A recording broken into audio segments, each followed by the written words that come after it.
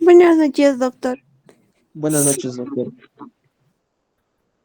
¿Qué tal? ¿Cómo están? Buenas noches. Ahí se ve la pantalla completa, ¿no? Sí, hasta sí se ve.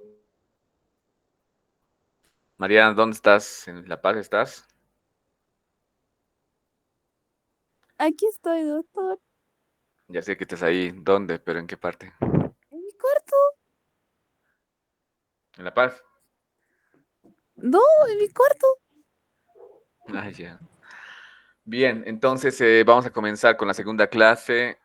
Vamos a recordar un poquito de lo que hemos ido avanzando la primera clase, donde hemos dicho que el electrocardiograma prácticamente es esto, ¿no?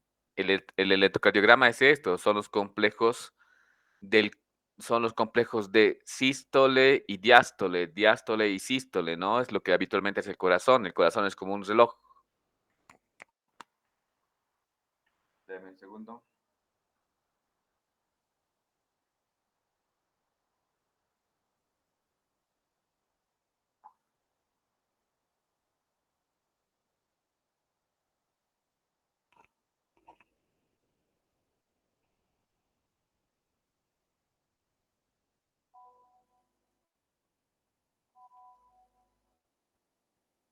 Bien, entonces el electrocardiograma es la segunda clase donde vamos a hablar un poquito más del electrocardiograma y estamos recordando que en la primera clase habíamos llevado que el electrocardiograma se compone de dos partes importantes, que es la sístole y la diástole, ¿no?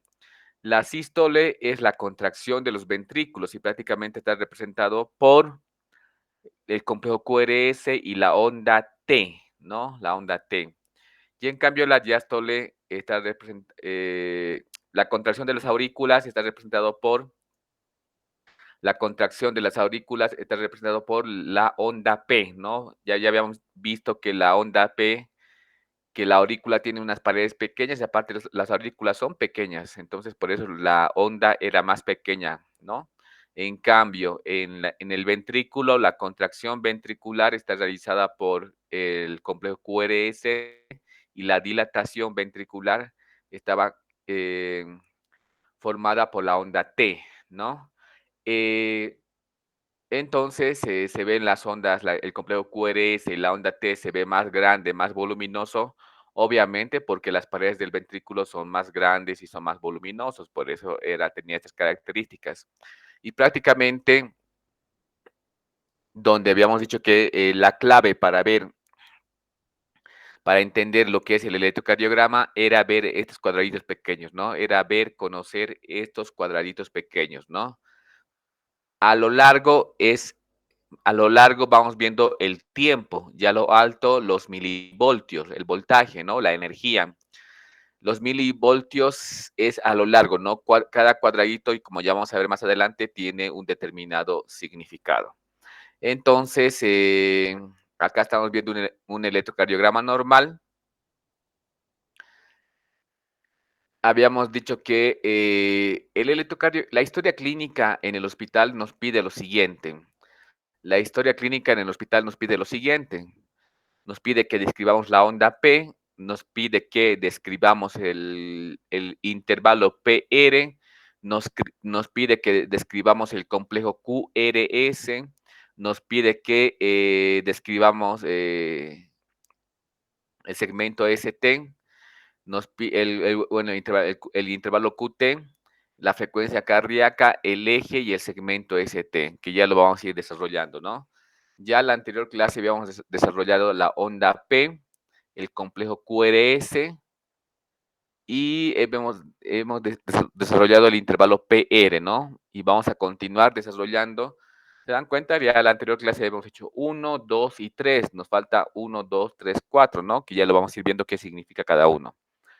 Bien, acá estamos viendo el corazón, habíamos dicho que hay varios tipos, bueno, es muy importante identificar a los pacientes, ¿sí? No todo, tenemos que saber quién es el paciente que está viniendo al consultorio, qué características tiene, para poder identificar si puede tener algún factor de riesgo cardiológico, ¿no? Acá estamos viendo un paciente con muchos factores de riesgo cardiológico, como su compañera había dicho, la edad, la edad más de 40 años, 45 años, la obesidad, está fumando, etcétera, ¿no? Sedentario, ¿no? Entonces, nos tiene que llamar la atención este tipo de pacientes, ¿no? Estos también, y estos también, el estrés juega un papel fundamental en el tema del corazón, ¿no? Bien, habíamos dicho que tenemos dos sistemas importantes en el corazón, que es el sistema vascular, ¿no? Que estamos viendo acá, que muchas veces se daña por la formación de placas de aterosclerosis. Y tenemos también otro tipo de pacientes, ¿no? Donde cuando un paciente tiene alguna patología cardiológica, habíamos hablado de que es importante conocer lo que es la unidad coronaria, ¿no? La UCO, ¿no? Unidad coronaria, que es como una terapia intensiva, donde solamente o donde principalmente ven el tema del corazón, ¿sí? O sea, tiene que tener un apartado especial el hospital para atender a pacientes cardiológicos, ¿no? Bien. Eh, Acá estamos viendo otro tipo de pacientes, ¿no? Si bien estos pacientes no impresionan haber tenido una vida tan desordenada como la anterior, pero obviamente forma un factor importante es la edad, ¿no?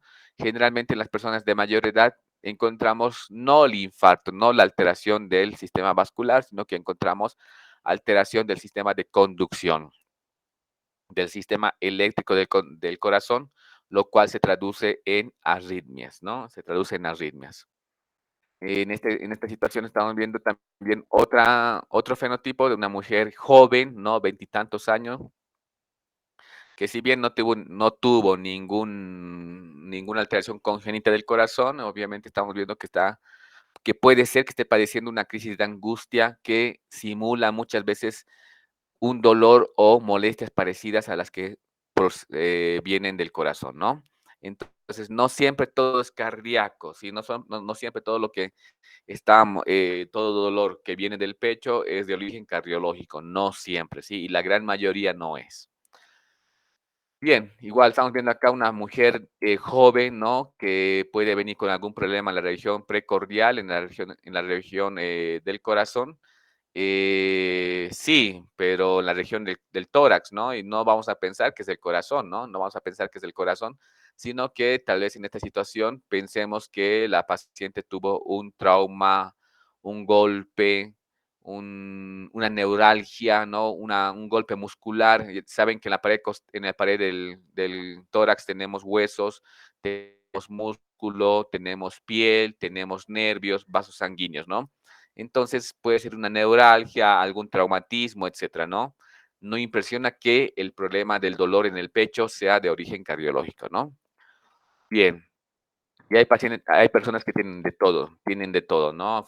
Ya han tenido sus infartos, han tenido arritmias, tienen arritmias, etcétera, pero siguen vivos, ¿no? Principalmente aquellas personas que son fumatéricas, ¿no? Muy bien. Problemas del corazón, no, cada corazón va a tener una alteración, ¿no? Y habíamos visto que el problema vascular más importante se traduce en infartos. Cuando los vasos sanguíneos del corazón se obstruyen, hablamos de infartos, pero cuando el sistema de conducción se daña, hablamos de arritmias. Bien, esto, ¿no? Acá nos habíamos quedado la anterior semana y habíamos hablado de lo que es la onda P, ¿no? Habíamos descrito de lo que es la onda P. El intervalo PR, que va desde el inicio de la onda P hasta el inicio del complejo QRS, ¿no? Intervalo PR. Y ahora lo vamos a ir viendo, pero simplemente para recordarles, la onda P es esto, y el intervalo PR va desde el inicio de la onda P hasta el inicio del complejo QRS, ¿no? Eh, Después tenemos el complejo QRS, tenemos el segmento, ¿no? El segmento ST que va desde el final del complejo QRS, como ustedes están viendo, desde el final del complejo QRS hasta el inicio de la onda T, ¿no? Es importante el segmento ST porque ahí podemos ver infartos del corazón, ¿sí? En el segmento ST podemos ver infartos del corazón y podemos ver infarto del corazón y vamos a hablar una clase entera del segmento ST más adelante, porque obviamente vamos a tener que hablar de infartos del corazón, ¿sí? Ya. Y tenemos el intervalo QT, que también ya vamos a hablar. El intervalo QT inicia comienza en el inicio del complejo QRS y termina al inicio de la onda T, ¿no? Ese es el intervalo QT. Bien, entonces ya les dije que es importante que conozcamos o que veamos o sepamos aprender los cuadraditos pequeños, ¿no? Los cuadraditos pequeños porque nos va a dar muchos detalles, nos va a dar muchos detalles, ¿no? Ya recordando, ¿cuántos cuadraditos tiene la onda P que estamos viendo acá? En ese hemos quedado en la anterior clase, ¿no? ¿Cuántos cuadraditos tiene la onda P que estamos viendo ahí? 2. Tiene 2 cuadraditos, ¿no? Tiene 2 cuadraditos, ¿no? 1 y 2. ¿Y cuánto sería el valor de estos 2 cuadraditos? 0,08. Eso sería 0,08, ¿no? Sería 0,08. Y el intervalo PR, ¿no? PR, que inicia desde el inicio de la onda P hasta el inicio del complejo QRS, ¿no? Acá estamos viendo el intervalo PR. ¿Cuántos cuadraditos tiene este intervalo PR? 4 cuadrados, lo que sería 0,16. 0,16, ¿no? Entonces, 4 cuadraditos, porque saben que cada cuadradito vale 0,04, ¿no? Acá tenemos 0,04 milisegundos, porque en la forma horizontal es el tiempo, o sea, milisegundos, o sea, la milésima parte de un segundo. Entonces, 0,04 milisegundos. 2 cuadraditos sería 0,08. 3 serían 0,12 y 4 serían 0,16 milisegundos. 0,16 milisegundos. Entonces acá tenemos el intervalo PR que es de 0,16 milisegundos, ¿no? 0,16 milisegundos, el intervalo PR.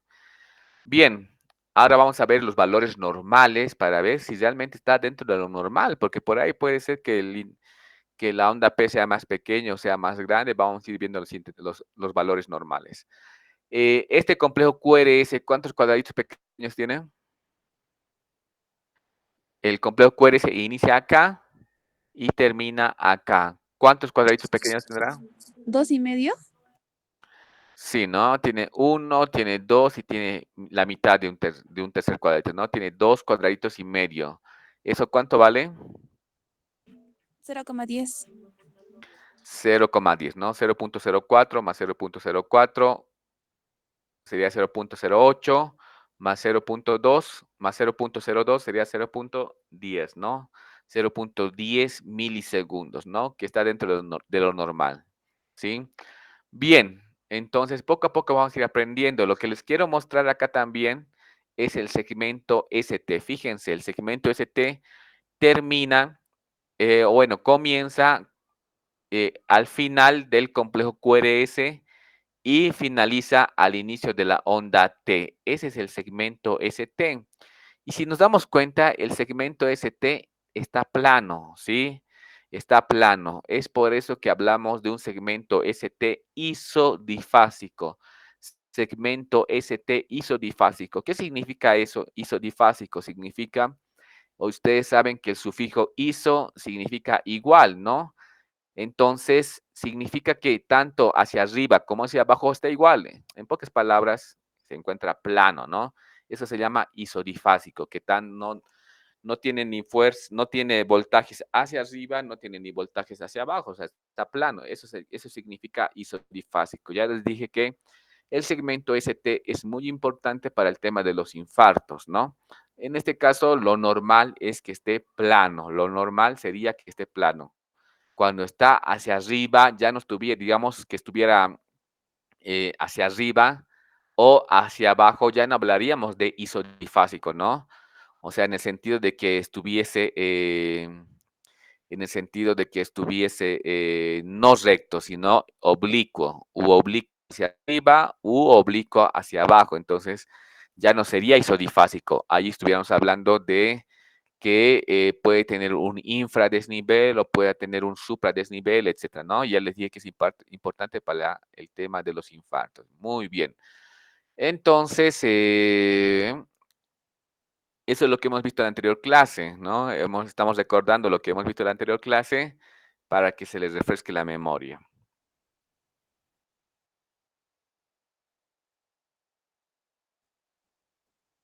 Ya.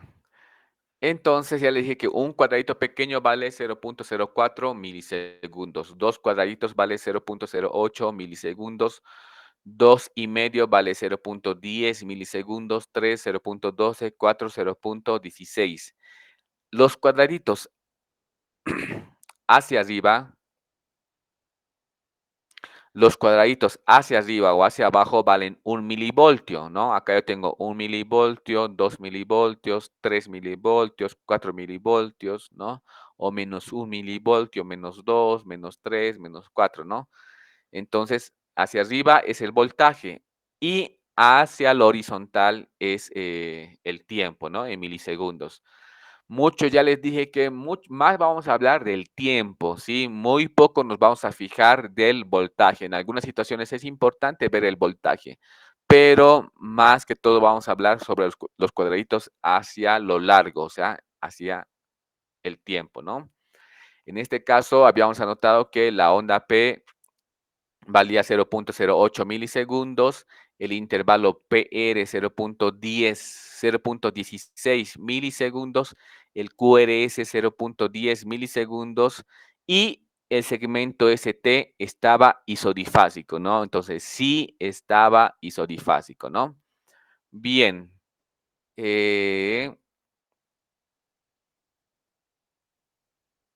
Ahora, vamos a ver los valores normales, ¿sí? Vamos a ver los valores normales. ¿Por qué? La onda P, el complejo QRS, la onda T, no puede, la onda P, el complejo QRS, la onda T no puede tener cualquier tamaño. Tiene que haber un rango de variación. La onda P, el complejo QRS, el intervalo, o sea, todo tiene un determinado tamaño, ¿sí? Un determinado tamaño. Entonces, no puede, tenemos que saber los tamaños normales, o sea, los valores normales tenemos que conocer. Y en este caso estamos conociendo que la onda P, el tamaño normal o el valor normal va de 0.04 a 0.10 milisegundos, ¿sí? Miren, de 0.04, ¿cuánto sería 0.04? ¿Cuántos cuadraditos?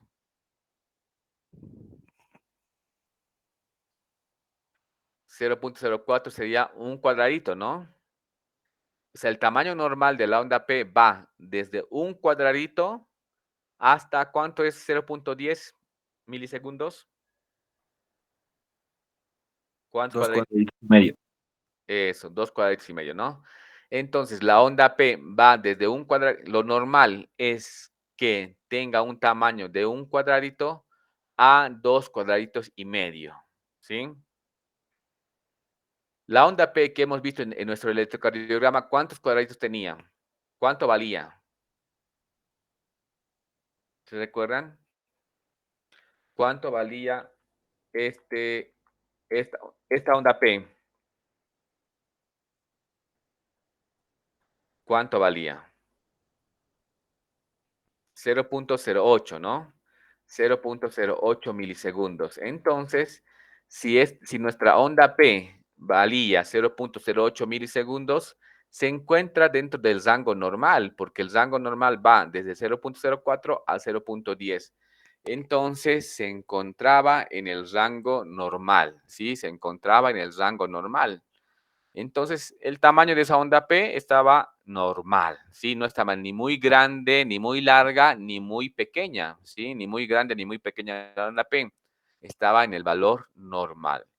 El complejo QRS de nuestro electrocardiograma, ¿alguien se recuerda? ¿Cuánto valía? ¿Cuánto vale este complejo QRS?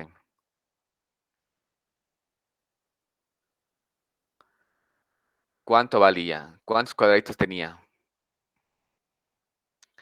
Tiene 1, tiene 2 y tiene la mitad, ¿no? Entonces tiene 2 cuadraditos y medio, que sería equivalente a 0.10 milisegundos. Entonces, acá me dice, ¿no? El tamaño normal del complejo QRS va desde 0.08 a 0.10 milisegundos. Acá está mal, ¿no? Acá dice segundos, es milisegundos, ¿no? Vamos a corregir. Entonces,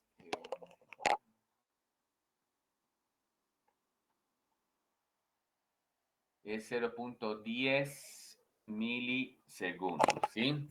Entonces, nuestro QRS se encontraba dentro de todo en un tamaño normal. Nuestro QRS se encontraba en un tamaño normal. ¿Por qué? Porque nuestro QRS vale, el QRS de nuestro electrocardiograma estaba en 0.10 milisegundos. Entonces, el tamaño normal es de 0.08, o sea, de 2 cuadraditos a 2 cuadraditos y medio. Ese es el tamaño normal. Entonces, bueno, se encontraba dentro de un tamaño normal el complejo QRS, ¿sí? El intervalo PR, que va desde el inicio de la onda P hasta el inicio del QRS. El intervalo PR va desde el inicio de la onda P hasta el inicio del complejo QRS, ¿sí? Ese es el intervalo PR.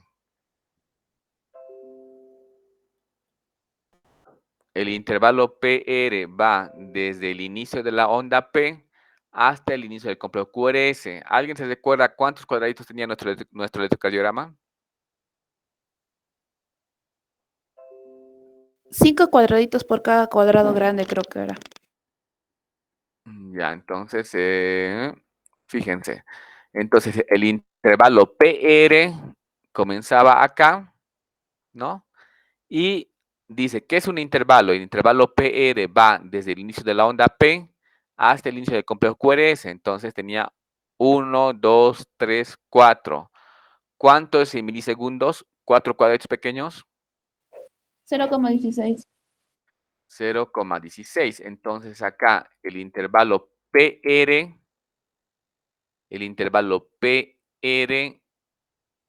que va desde el inicio de la onda P hasta el inicio del complejo QRS, lo normal es que sea 0.08 hasta 0.20. El nuestro, ¿cuánto tenía? 0,16 milisegundos.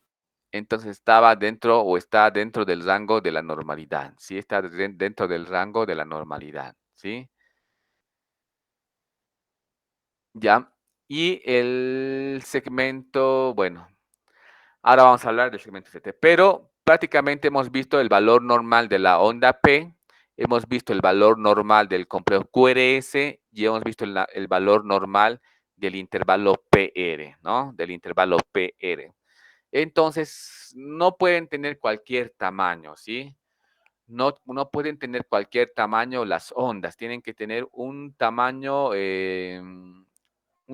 adecuado, tienen que encontrarse dentro del rango de la normalidad, ¿ya? Entonces, ese es el valor muy importante del conocer los intervalos, las ondas, etcétera, que lo vamos a ir repasando más adelante. Entonces, vamos a ir viendo. Ahora, fíjense, ya les dije que el electrocardiograma, en este caso tenía nuestra onda P, tenía 0.08 milisegundos, el intervalo PR tenía 0.16, el QRS 0.10 milisegundos, el segmento ST hemos dicho que estaba isodifásico. ¿Qué nos falta sacar? Nos falta sacar la frecuencia cardíaca, el eje y el ritmo y el intervalo QT. Bueno, vamos a sacar el ritmo. Pero antes vamos a conocer esta parte. Bien. Entonces, ustedes tienen que usar su imaginación y decimos, ¿no? Todo va en orden, ¿no? Ustedes saben que cuando la sangre llega al corazón, llega a través de las aurículas, ¿no? La sangre se junta en las aurículas. ¿Y dónde baja? Baja a los ventrículos, ¿no? Baja a los ventrículos. Entonces, la sangre llega a la onda P y baja al complejo QRS. Entonces, ¿por qué hablamos de intervalo? ¿Por qué será importante el intervalo PR? ¿Por qué será importante el intervalo PR? Ya lo vamos a conocer por qué es importante el intervalo PR. Fíjense ustedes que siempre que hablamos de la onda P, también indirectamente estamos hablando del nodo sinusal. Siempre que estamos hablando de la onda P, indirectamente estamos hablando del nodo sinusal, ¿sí? Cuando hablamos de la onda P, indirectamente hablamos del nodo sinusal. Entonces, fíjense ustedes que la onda P comienza cuando el nodo sinusal se despolariza. O sea, la onda P se origina acá, se origina en el nodo sinusal, que es el inicio del sistema eléctrico del corazón, ¿sí? Es el inicio del sistema eléctrico del corazón. Entonces, la energía eléctrica pasa a través de 3 ramas hasta el nodo aurículo-ventricular. Si estamos hablando de nodo aurículo-ventricular, significa que es es una estructura que se encuentra entre la aurícula y el ventrículo. Inmediatamente la energía eléctrica pasa hacia el tronco del haz de His y rápidamente, obviamente, va a despolarizar el ventrículo, ¿no? Nuevamente, la energía eléctrica comienza en el nodo sinusal y en el nodo sinusal se origina la onda P. Y la onda P, la energía eléctrica viaja hasta el nodo auriculoventricular para que se contraigan los ventrículos, ¿no? Entonces, esto es muy importante conocer el tiempo en que viaja la energía eléctrica desde el nodo sinusal hasta el nodo auriculoventricular. Miren, por así decirlo, ¿no? Digamos que la fuente de energía se encuentra en el Alto de La Paz, ¿no? En la ciudad, en Las Cejas se encuentra, ¿no? En Las Cejas se encuentra la energía eléctrica de todo el departamento, ¿sí? En La Ceja. Entonces, pero después la energía eléctrica tiene que viajar hasta, no sé, la universidad se encuentra por la avenida Arce, ¿no? Por la avenida Arce, en Sopocachi se encuentra la universidad. Desde el alto, la energía eléctrica baja hasta la universidad y de la avenida Arce baja, o de la Arce o Sopocachi, baja hasta la zona sur, ¿no? La energía eléctrica, ¿no? Y bueno, entonces, ¿qué ustedes pensarían? Digamos, habitualmente la energía eléctrica desde la ceja hasta Sopocachi, digamos que la energía eléctrica tarda unos 10 segundos, ¿sí? Digamos que tarda 10 segundos, lo normal, ¿sí? Lo normal, digamos que tarda 10 segundos, desde acá hasta acá. Pero, ¿qué pasaría si de repente la energía eléctrica ya no tarda 10 segundos en viajar de acá a acá? Tarda 20 segundos. Entonces nos tiene que, esos 20 segundos ya nos tienen que llamar la atención y nos preguntamos, ¿por qué? ¿Qué es lo que está pasando? ¿Por qué está tardando? Si antes llegaba siempre en 10 segundos, ahora llega en 20 segundos. Entonces debe haber algún problema en los cables que hay en el camino, debe haber algún problema. En algún lugar se ha debido, no sé, pelar los cables, en algún lugar ha debido haber un cortocircuito, por eso está tardando en llegar la energía eléctrica desde La Ceja hasta Sopocachi. De la misma manera, en el sistema eléctrico del corazón, muchas veces a este nivel, entre el nodo sinusal y el nodo auriculoventricular, muchas veces hay bloqueos, ¿sí? Hay bloqueos, hay cortocircuitos, ¿sí? Hay bloqueos, hay cortocircuitos, lo cual tarda. Ustedes se imaginan que eh, ustedes se imaginan que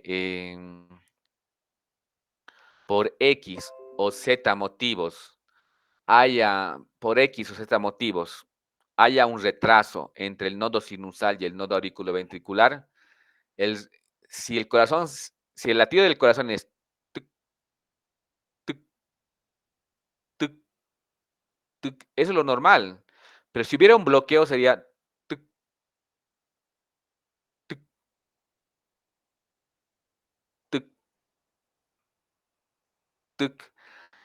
Realmente, aunque no parecería importante, ese bloqueo causaría estragos, causaría mucho daño en el corazón. El hecho de que en algún momento la energía eléctrica desde el nodo sinusal tarde en llegar al nodo auriculoventricular, realmente al corazón no sería bueno para el corazón porque algo está fallando. Y muchas veces hay una enfermedad que frecuentemente en el corazón se llama bloqueos auriculoventriculares. Bloqueos, porque generalmente en este lugar hay muchas lesiones, hay muchas patologías que pueden bloquear, ¿sí? Pueden bloquear el trayecto normal de la energía eléctrica. Entonces, eso se ve reflejado en el electrocardiograma. Ese bloqueo se ve reflejado en el electrocardiograma. ¿Por qué?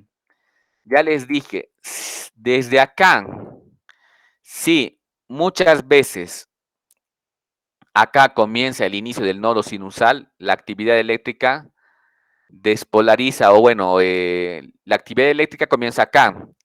Se forma la onda P, que sería la contracción de las aurículas, pero la actividad eléctrica sigue viajando por acá. Acá termina la onda P. Pero fíjense que acá sigue viajando la actividad eléctrica hasta que se contrae el ventrículo. Entonces, muchas veces es por eso que es muy importante saber la medida de cuánto mide el intervalo PR, porque me dice que la energía eléctrica viaja desde el nodo sinusal hasta el nodo auriculoventricular.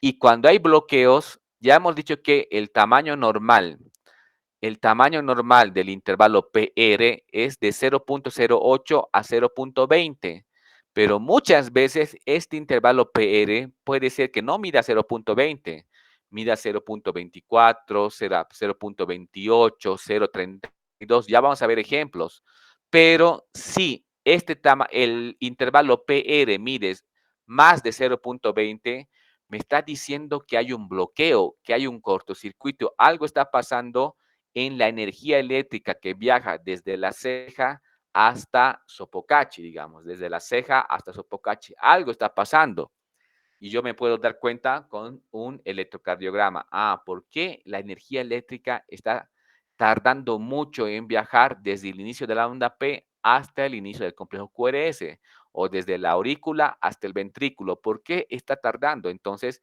ahí están los famosos bloqueos auriculoventriculares, ¿sí? Que ya vamos a ver, ¿no? Entonces, la energía eléctrica comienza acá en el nodo sinusal, se contrae toda la aurícula, sigue viajando de la aurícula a los ventrículos y la energía eléctrica contrae todo el ventrículo, sigue viajando y se relaja el ventrículo, ¿no? Entonces vamos a ir viendo poco a poco todo eso, ¿sí? Pero ese es el intervalo PR. ¿Por qué? Porque frecuentemente a este nivel es donde se producen bloqueos.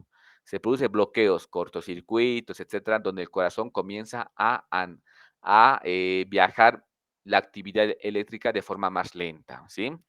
Vamos a seguir profundizando, pero es para que tengan una idea de por qué es importante fijarse el intervalo PR, porque es el lugar donde más frecuentemente hay bloqueos, ¿ya? Bien, entonces, una vez dicho esto, vamos a hablar de esto. Ahora vamos a hablar del ritmo, que es lo más básico, ¿sí? ¿Qué significará el ritmo del corazón? Ahora vamos a hablar sobre el ritmo y vamos a ver qué significa el ritmo del corazón. ¿Cómo sacamos el ritmo? ¿Sí? Para eso vamos a tomar un descanso de unos 3 minutos y continuamos.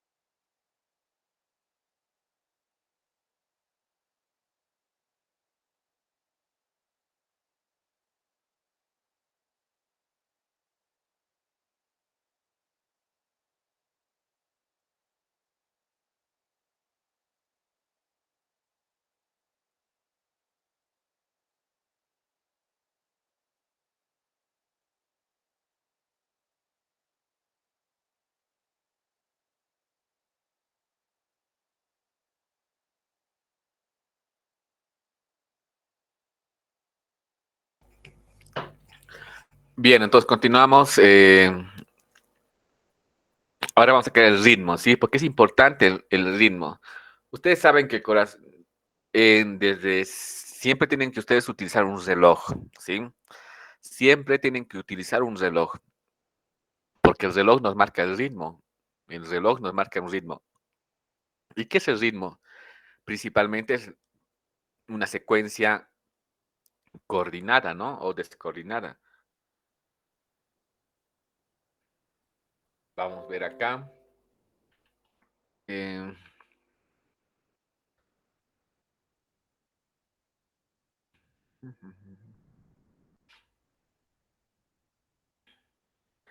Entonces, cuando hablamos en ritmo, principalmente no estamos diciendo esto, ¿sí? Cuando hablamos en ritmo, cuando hablamos de eh, ritmo, estamos diciendo lo siguiente, ¿sí? Siempre nos han dicho que el corazón es como un reloj, y eso es verdad, porque no entre la contracción de la aurícula y el ventrículo hay un determinado tiempo, el cual se tiene que cumplir. Por eso el corazón es como un reloj. Tic, tic, ¿no? Tic, tic, tic, tic, tic, tic, tic, tic. ¿Por qué es importante el ritmo? Porque nos dice que primeramente se contrae la aurícula, tic, tic, y después se contrae el ventrículo. Nos dice que la sangre llega a la aurícula y después pasa al ventrículo. La sangre llega a la aurícula y después pasa al ventrículo. Entonces es tic, tic, tic, tic. Acá juega un papel fundamental el sistema eléctrico del corazón porque es el encargado de la contracción de la aurícula y la contracción del ventrículo. Entonces, si no hubiese este ritmo, el tic, tic, ¿qué existiría? Una arritmia, ¿no? Entonces, tic, tic, tic, tic, tic, tic, tic, tic, tic, tic, tic, tic, tic, tic. ¿Y por qué? Muchos dirán, pero doctor, si hay arritmia, igual se está contrayendo la aurícula, igual se está contrayendo el ventrículo, ¿no? Y entonces, igual se está contrayendo la aurícula, igual se está contrayendo el ventrículo. Pero no es así. Lo que tenemos que nosotros fijarnos es que eh, cuando hay época de lluvias, principalmente en La Paz, ya que en La Paz hay varios ríos, ¿no? Cuando hay época de lluvias, bueno, en este momento que no está lloviendo por el momento, el agua fluye normalmente y naturalmente por los ríos de La Paz, o sea, no pasa nada, fluye de manera normal y todo normal, o sea, no hay ninguna noticia mala, todo normal. En cambio, cuando hay época de lluvia, hay mucha agua, entonces comienzan los ríos a rebalsar. Hay agua que sale hacia la calle, o si no, el río cambia de rumbo, inunda las casas, etcétera, etcétera, etcétera. ¿Cómo se llama en Perú? El Gualay, ¿cómo se llama esas Huayco, doctor. Buenas noches, doctor Huayco. el Huayco, ¿no? Sí, el Huayco, he visto los videos del Huayco, es muy fregado cómo arrastra bastante cantidad de lodo, tierra, etcétera, ¿no? El Huayco, ¿no? O sea, es tremendo, ¿no? Hasta se lleva casa, se lleva todo, ¿no? Todo lo que encuentra. Entonces, eso en relación a los fluidos, a los líquidos, o sea, es muy importante que sea tranquilo la circulación, ¿sí? Pero cuando hay así riadas y todas cosas en el corazón, ustedes no crean que el corazón no se daña, el corazón se daña cuando la sangre, em, cuando ustedes, si la aurícula o sea, y se contrae de forma, ¿qué pasa si no se contraen de forma rítmica? Si no se contraen de forma rítmica, la sangre, digamos, 10 litros, ¿no? Digamos, ¿no? 10 litros que pasen acá, los 10 litros o tendrían que bajar hacia el ventrículo, ¿no? Los 10 litros que llega a la aurícula tendría que bajar los 10 litros al ventrículo y los 10 litros tendrían que salir del corazón hacia la aorta, etcétera. Entonces, normalmente, y nuevamente llegarían 10 litros, bajaría 10 litros, saldría 10 litros. Llega a 10 litros, baja 10 litros, sale 10 litros, ¿no? O sea, lindo, ¿no? Llega a 10 litros, baja 10 litros y sale 10 litros. Pero si no fuera coordinado, llegaría a 10 litros, bajaría 7 litros y saldrían como 5 litros. Llegaría a 10 litros, bajaría como 7 litros y saldría 5 litros. ¿Y qué pasa con la otra cantidad de sangre? Ya le he dicho, llega 10, baja 7. ¿Y qué pasa con esos 3 litros que se quedan acá arriba? Se quedan, ¿sí? Se quedan 3 litros acá. ¿Qué pasa con esos 3 litros? Esos 3 litros formarían como un remolino por acá arriba. Formarían como un remolino, porque van a seguir llegando 10 litros, pero se ha quedado 3 litros, ya no pueden bajar. Entonces ya no serían, ya la aurícula en la siguiente, en la siguiente no tendría 10 litros, tendría 10 litros más los 3 litros que quedó acá. Entonces ya serían 13 litros. No van a bajar los 13 litros, solamente va a bajar 8, etcétera. O sea, puede llegar 10, baja 7, sale 5. Va a llegar 10, va a bajar 9, porque aquí quedaba más cantidad de sangre. Se queda ya 4 litros, sale 3 litros, sale 8 litros.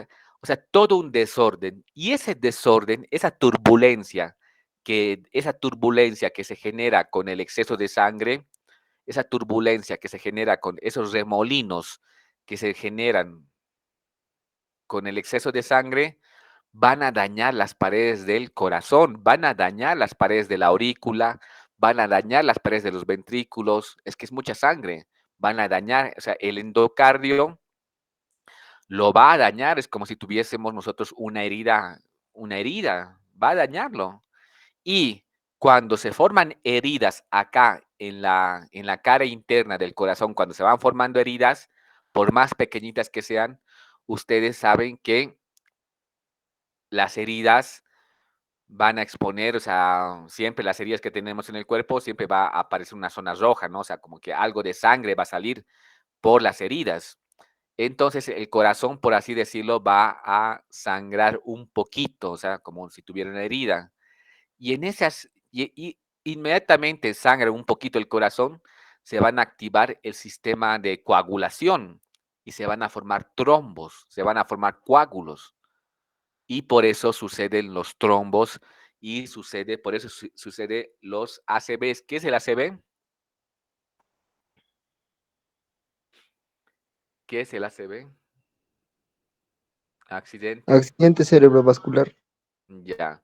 Entonces, por eso la principal causa de los accidentes cerebrovasculares es que a este nivel del corazón se forman pequeños trombos, como digamos, si estamos hablando del río, es como si se formaran, no sé, piedras, etcétera, y saldrían del corazón y esos trombos, que no es normal que la sangre tenga los trombos solamente se forman cuando uno tiene heridas. No es normal que dentro del corazón se formen trombos o dentro del cuerpo se formen trombos. Los trombos generalmente nosotros lo conocemos o lo vemos cuando tenemos una herida y forman trombos, o sea, una placa de sangre, un coágulo de sangre que va a impedir que siga sangrando la piel, digamos. Entonces, cuando el corazón, las paredes del corazón se dañan por la turbulencia que genera el exceso de sangre o la falta de sangre también, va a dañar las paredes del corazón. Cuando se dañan las paredes del corazón, se van a formar pequeñas heriditas, ¿no? Pequeñas soluciones de continuidad, laceraciones, heridas. Entonces, esas heridas van a activar el sistema de coagulación, se van a formar pequeños trombos. Y no es normal que se formen trombos porque esos trombos van a salir del corazón y van a viajar hacia lugares que no tendrían que viajar. van a viajar hacia el cerebro, etcétera. Entonces, no es normal tener, ya de por sí no es normal que el corazón lata de forma irregular, ¿no? No es normal que lata de forma irregular. Entonces, no es normal, no es normal. Entonces, es algo anormal y las consecuencias de ese latido irregular, de esa arritmia, es que se van a formar trombos en el corazón. Ahora, ¿por qué se forman las arritmias? Ya les dije, ¿no? Las personas generalmente muchas veces se desgasta el sistema eléctrico del corazón, se desgasta o se daña por algún infarto, por alguna cosa se daña y va comenzando a haber cortocircuitos, lo cual puede ser el origen de las arritmias, ¿no? Esto se daña con el paso del tiempo, no significa que todas las personas mayores van a tener arritmias, no, simplemente que algunas son un poquito más susceptibles que otras, pero también se puede dañar por algún infarto, la hipertensión, la presión arterial elevada puede dañar las paredes del corazón y puede crear arritmias. Entonces, hay una serie de mecanismos por los cuales muchas veces el corazón late de forma arrítmica. Para saber si todo esto se encuentra conservado o se encuentra enfermo, por eso el electrocardiograma nos pide que saquemos el ritmo, ¿no? Nos pide que saquemos el ritmo, ¿no? Entonces nos pide que saquemos la onda P, el intervalo PR, el complejo QRS, la frecuencia cardíaca, el eje y el ritmo. Cuando nosotros saquemos el ritmo, estamos diciendo que el sistema eléctrico del corazón se encuentra sano o se encuentra enfermo, ¿sí? Entonces, cuando saquemos el ritmo, nos damos cuenta, lo que estamos diciendo es, o lo que nos está preguntando la historia clínica es, ¿el sistema eléctrico del corazón se encuentra sano o se encuentra enfermo? Y yo voy a dar una respuesta cuando anote el ritmo. Ustedes saben que el ritmo normal es el sinusal. ¿Qué nos quiere decir cuando acá yo voy a colocar ritmo sinusal? ¿Qué me quiere decir? ¿Qué significa cuando yo digo ritmo sinusal? Significa que el nodo sinusal está funcionando, ¿sí? Y si digo arritmia, es que el nodo sinusal no está funcionando, ¿sí? Bien, vamos a seguir sacando entonces el ritmo. Vamos a sacar el ritmo. Para sacar el ritmo tengo que ver, ¿no? Tengo que ver todo el electrocardiograma que ahora que estamos viendo en este momento. Para sacar el ritmo tengo que ver todo el electrocardiograma, ¿sí? Y principalmente hay tres formas de sacar el ritmo. Principalmente, una de ellas es que en la derivación de uno o en la derivación de 2, eh, la onda P se encuentre positivo, ¿sí? En la derivación de uno o en la derivación de 2, la onda P se encuentre positivo. Entonces, vamos a ver esto.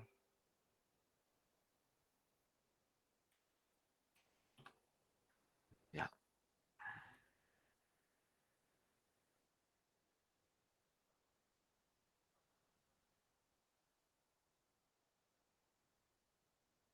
Bien, estamos acá, ¿no? Entonces voy a agrandar un poquito más la imagen para que vean acá de forma detallada. Entonces, lo que yo le estaba diciendo es que en la derivación de uno que estamos viendo acá, ¿no?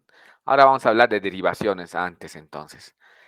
Fíjense que las derivaciones son estas. Tenemos derivación d uno, derivación d dos, derivación d tres, derivación ABR, ABL, ABF. Tenemos derivaciones B1, B2, B3, B4, B5 y B6, ¿sí? Tenemos derivaciones D1, D2, D3, ABR, ABL, ABF, B1, B2, B3, B4, B5 y B6. ¿Qué significan en resumen estas derivaciones? Significa más o menos donde se encuentran colocados los electrodos, ¿no? En el brazo, en la pierna, en el miembro superior derecho, izquierdo, en la pierna, etcétera, ¿no? En el pecho, ¿no? Las precordiales, ¿no?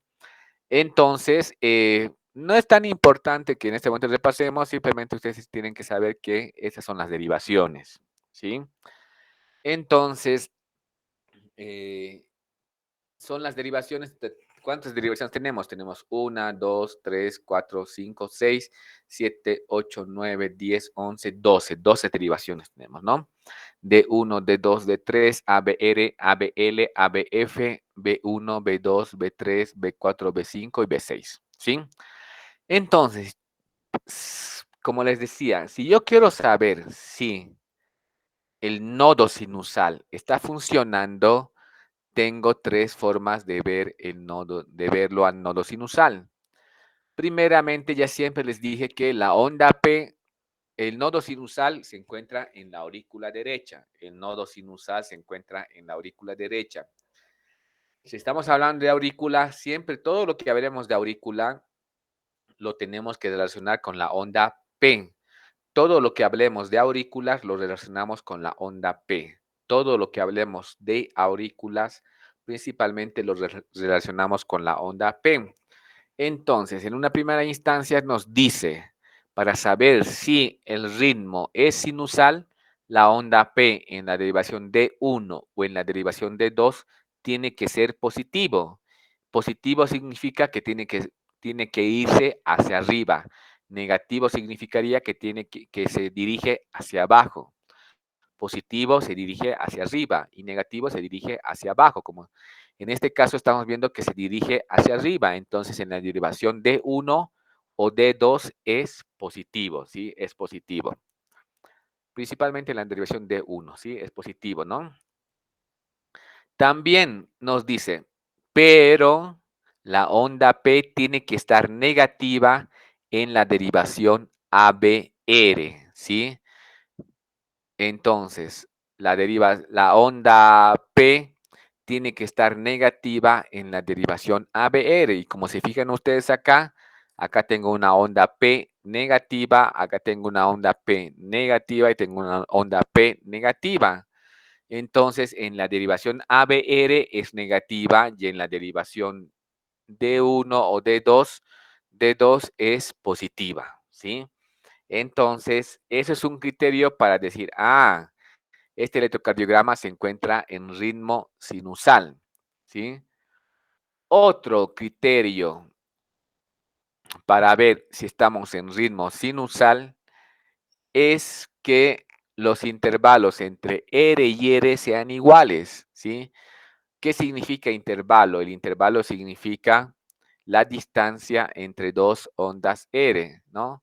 Acá tenemos una onda R, acá tenemos acá el pico, ¿no? El pico es una onda R, acá el otro pico es una onda R, acá es otra onda R, acá es otra onda R, acá es otra onda R, ¿no? Entonces, por acá también tenemos ondas R acá, tenemos ondas R acá y tenemos ondas R acá. Entonces, vamos a sacar la distancia. ¿Cuánto será la distancia entre estas dos ondas R? Vamos a ver.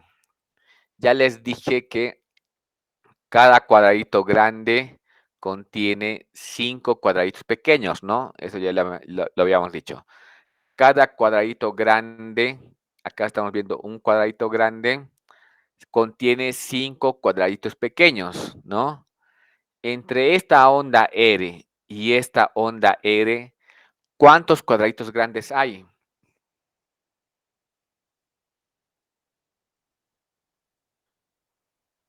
5. ¿Cuántos hay? 5. Ya, y bien. ¿Y cuántos cuadraditos pequeños entonces habrá? 25. 25. 25, ¿no? Ya, muy bien, 25, entonces, 25. Bien. Entonces, hay 25 cuadraditos pequeños, ¿no? Bien, entonces, Fíjense, vamos a ir hasta otro lugar. Fíjense, desde acá, que estamos acá, acá hemos contado esto, R y R, hemos ido acá.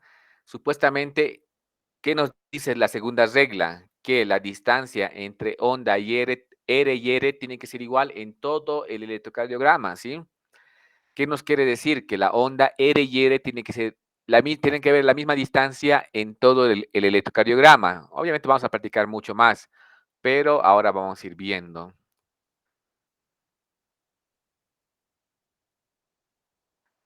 De acá a acá, ¿cuántos cuadraditos pequeños hay? 25. 25, ¿no? Igual hay 1, 2, 3, 4, 5 cuadrados grandes. Y cada cuadrado pequeño, cada cuadrado grande tiene 5 cuadraditos pequeños. Entonces hay 25 cuadraditos pequeños, ¿sí? Hay 25 cuadraditos pequeños. Hay 25 cuadraditos pequeños. Entonces, acá hay 25. Entonces, vamos a hacer, ¿no? Entonces, acá hemos sacado y había 25 cuadrados pequeños. En el otro extremo también hay 25 cuadrados pequeños. Entonces, la distancia entre onda R y R es igual. Entonces, la primera regla que decía en la derivación de 2 tiene que ser positivo y en la derivación ABR tiene que ser negativo, se cumplió.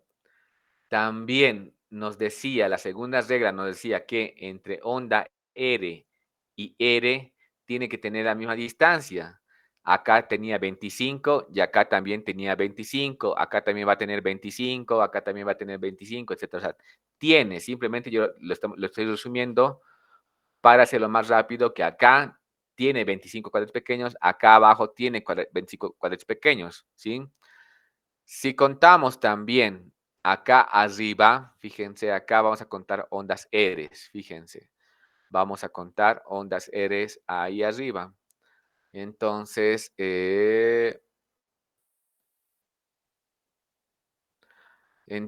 acá, de acá a acá, ¿cuántos cuadraditos grandes hay? De acá. 5. 5, ¿no? 1, 2, 3, 4, 5, ¿no? Entonces, ahí tenemos igual 25 cuadrados pequeños. Entonces, la segunda regla también se cumple, ¿sí? La distancia entre R y R es igual prácticamente en todo el electrocardiograma.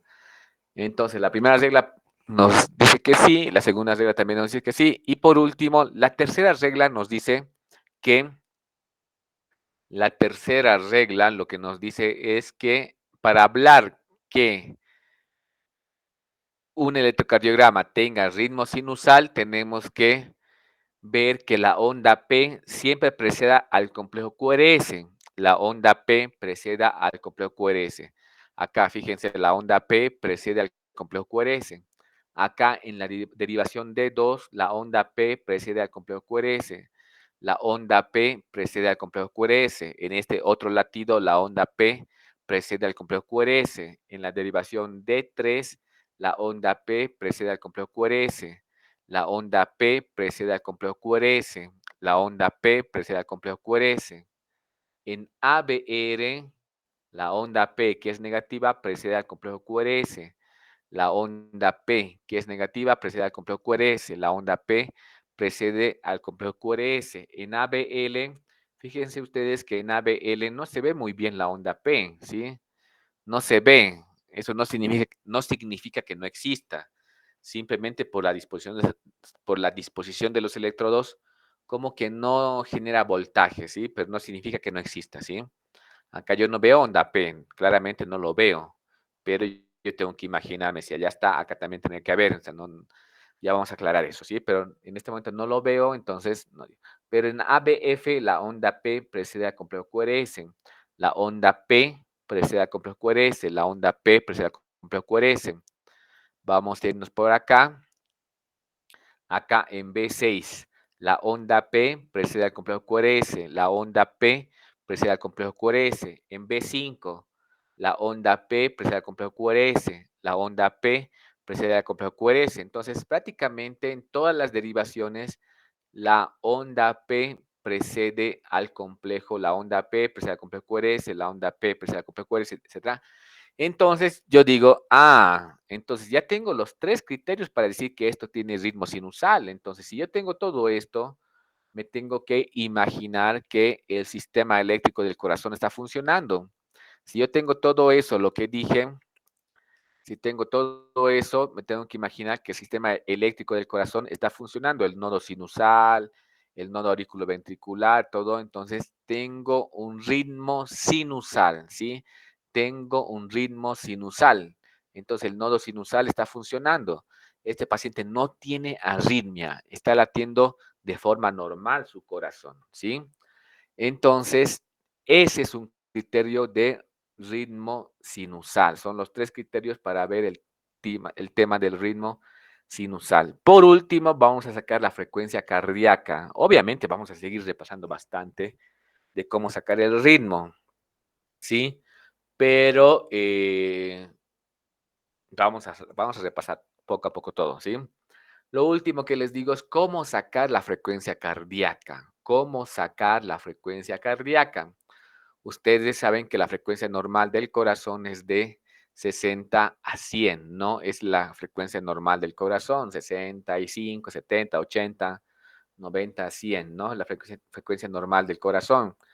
¿Cómo yo saco la frecuencia cardíaca? Entonces ahí tengo que prepararme para sacar la frecuencia cardíaca, porque si un paciente yo tranquilamente en un paciente,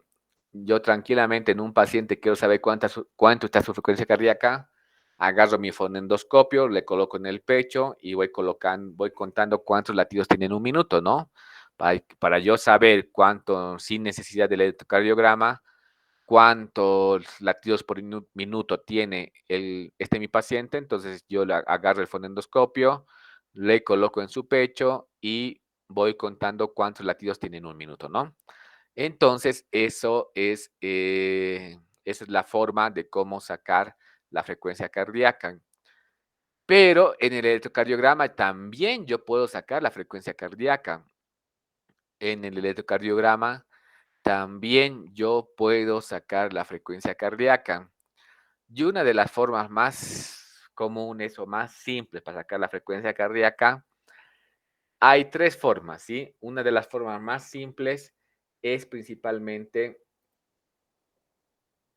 contar 30 cuadraditos, ¿sí? Yo les dije que había derivaciones. Fíjense, acá tenemos la derivación D1, D2, D3, ABR, ABL y ABF. Y acá abajo tengo la derivación D2.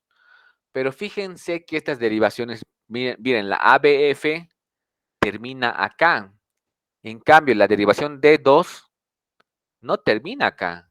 Continúa la derivación D2. Continúa, continúa. Y fíjense acá, prácticamente la derivación D2 no se corta, está en todo el papel del electrocardiograma. Fíjense, la derivación D2 no se corta, está en todo el papel, en toda la extensión del electrocardiograma. Entonces, a esto se llama D2, largo, ¿no? La derivación D2, pero es largo, ¿no? Si tendríamos que colocar a estos un nombre, sería la derivación D2 corta, la derivación D3 corta o pequeña, etcétera, ¿no? Entonces acá tenemos la derivación D2 larga, ¿no? Entonces lo que nos ayuda esto es principalmente para ver la frecuencia cardíaca y el ritmo del corazón, ¿sí? Entonces, la técnica más frecuente que uno utiliza principalmente es contar 30 cuadraditos, ¿sí? Vamos a contar 30 cuadraditos. Mira, vamos a elegir un punto y el punto va a ser este. Voy a elegir un punto y el punto va a ser ese, ¿sí? Voy a contar 30 cuadraditos. ¿Hasta dónde se extiende, sí? Entonces, acá, yo cuento desde acá hasta acá es 1, 2, 3, 4, 5, 6, 7, 8, 9, 10, 11, 12, 13, 14, 15, 16, 17, 18, 19, 20, 21, 22. Hasta acá es 22, me falta todavía 8 más, pero 8, 22. 23, 24, 25, 26, 27, 28, 29 y 30, ¿sí? Acá termina 30. Comienza acá y termina acá. Hasta acá son 30 cuadraditos, ¿sí? Hasta acá, de acá a acá son 30 cuadraditos. Cuando yo cuento con los 30 cuadraditos, la regla de los 30 cuadraditos grandes, tengo que fijarme cuántos complejos QRS hay en esta distancia. ¿Alguien me puede decir cuántos complejos QRS ven? 6. 1, 2, 3, 4, 5, 6, ¿no? 6 cuadraditos, ¿no? O 6 complejos QRS, ¿no? 1, 2, 3, 4, 5, 6. Entonces, la frecuencia cardíaca es 10, o sea, cada uno lo multiplicamos por 10. 10, 20, 30, 40, 50 y 60. La frecuencia cardíaca es 60. De este paciente tiene una frecuencia cardíaca de 60 latidos por minuto, ¿sí? La frecuencia cardíaca es de 60 latidos por minuto. Entonces, este paciente tiene una frecuencia cardíaca de 60, ¿no? Tiene una frecuencia cardíaca de 60, ¿sí? La otra forma de sacar la frecuencia cardíaca es la siguiente.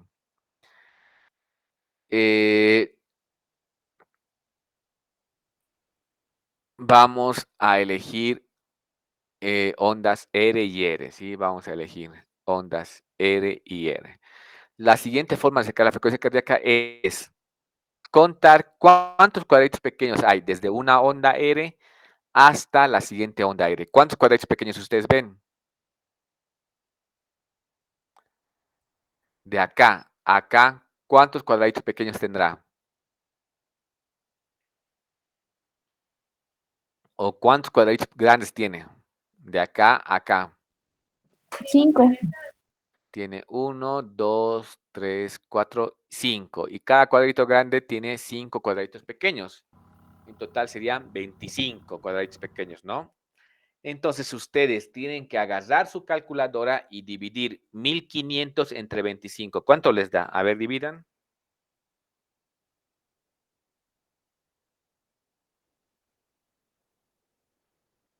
60. doctor.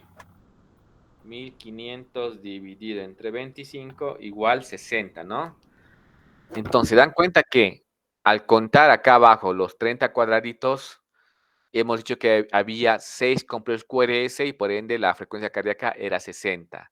Al contar los cuadraditos que hay entre onda R y R, hay 25 cuadraditos pequeños y lo dividí 1500 entre 60, entre 25 y salió 60 de frecuencia cardíaca. Bien, y hay una última técnica, ¿sí? Para sacar la frecuencia cardíaca. Es la regla de los 300. ¿Qué nos quiere decir la regla de los 300? Que nos quiere decir lo siguiente. Acá vamos a anotar. ¿Qué nos quiere decir la regla de los 300? Que si entre onda R y R hay un cuadradito, la frecuencia es 300. Si hay dos cuadraditos, dos cuadrados grandes, la frecuencia es 150. Si hay 3 cuadrados grandes, la frecuencia es 100. Si hay 4 cuadrados grandes, la frecuencia cardíaca es 75. Si hay 5 cuadrados grandes, la frecuencia cardíaca es 60. Si hay 6, sería 50. Y si hay 7, sería 42. Entonces, ¿qué significa esto? Que si entre digamos, si la siguiente, fíjense que acá tenemos la onda R, ¿no? Acá tenemos la onda R y acá tenemos la otra onda R. ¿Qué pasaría si acá tenemos la primera onda R y acá tenemos la segunda onda R, la tercera, etcétera? ¿Qué pasaría si esta segunda onda R no está acá y estaría acá? La distancia entre esta onda R y esta onda R sería de un cuadradito. La frecuencia cardíaca sería 300. Si esta onda R estuviera acá, hay 2 cuadrados de distancia. Entonces, la frecuencia cardíaca sería 150.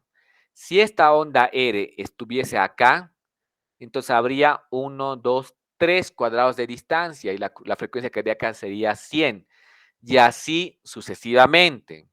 Si hay un cuadrado de distancia, un cuadrado grande, la frecuencia cardíaca es 300. Si hay 2, es 150. Si hay 3, es 100. Si hay 4, 75. ¿Se entiende? Muy bien. Entonces, de acá, de esta onda R a esta onda R, ¿cuántos cuadrados grandes hay?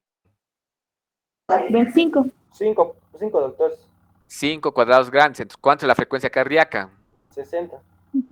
60, ¿no? 60. Exactamente. Entonces, por las 3 técnicas, tanto de contar 30 cuadrados grandes y ver cuántos complejos QRS, nos dio que la frecuencia cardíaca era 60. Después, también hemos contado cuántos cuadraditos pequeños hay entre onda R y R y era 25 cuadraditos pequeños. 1500 dividido entre 25 nos dio una frecuencia cardíaca de 60. Ahora, por la regla de los 300, también hemos contado cuántos cuadrados grandes hay entre una onda R y una onda R y hemos dicho que es 5 cuadrados grandes, ¿no? 300, 150, 100, 75 y 60. La frecuencia cardíaca es 60. Entonces, por todos los métodos hemos sacado que la frecuencia cardíaca es de 60. ¿Se entendió? Sí, doctor, sí se entendió. Sí, doctor, sí se entendió. Ya. Bien. Entonces, perfecto.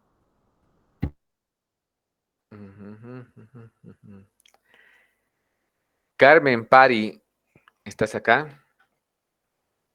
Sí. Presente, doctor, sí, estoy presente.